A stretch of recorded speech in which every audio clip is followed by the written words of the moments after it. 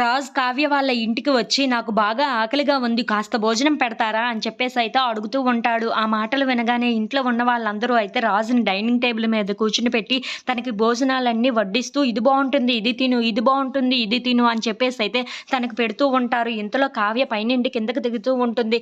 ఇంతలో అక్కడ ఉన్న రాజుని చూసి ఒక్కసారిగా షాక్ అయిపోతూ ఉంటుంది.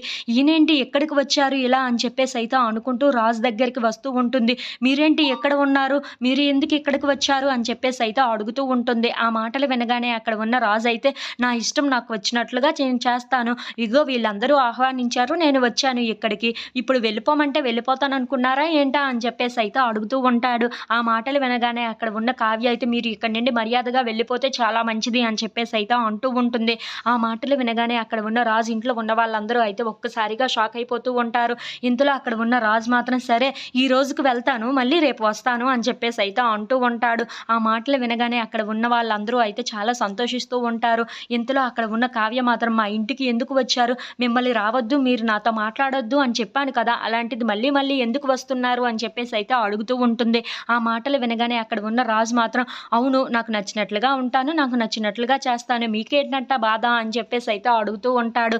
ఆ మాటలు వినగానే అక్కడ ఉన్న కావ్య మాత్రం ఇది మా ఇల్లు కదా, మీరు రాకూడదు అని చెప్పాను, మాట్లాడకూడదు అని చెప్పాను, అయినా ఎందుకు వస్తున్నారు అని చెప్పేసి అయితే అడుగుతూ ఉంటుంది. ఇంతలో అక్కడ ఉన్న రాజు మాత్రం నాకు నచ్చినట్లుగా నన్ను ఉండనివ్వరా ఏంటా, నాకు నచ్చినట్లుగా నన్ను చేయనివ్వరా ఏంటా, నా మనసుకు దగ్గర ఆయన దగ్గరికి నేను వస్తూ ఉంటాను అని చెప్పేసి అయితే అంటూ ఉంటాడు.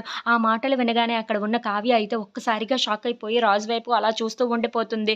ఇంతలో అక్కడ ఉన్న రాజు మాత్రం అవును నా మనసుకు దగ్గరైన వాళ్ళ దగ్గరికి నేను వస్తూ ఉంటాను, పోతూ ఉంటాను, సరే ఈ రోజు వెళ్తున్నాను, మళ్ళీ రేపు వస్తాను అని చెప్పేసి అయితే అక్కడ నుండి వెళ్ళిపోతూ ఉంటాడు.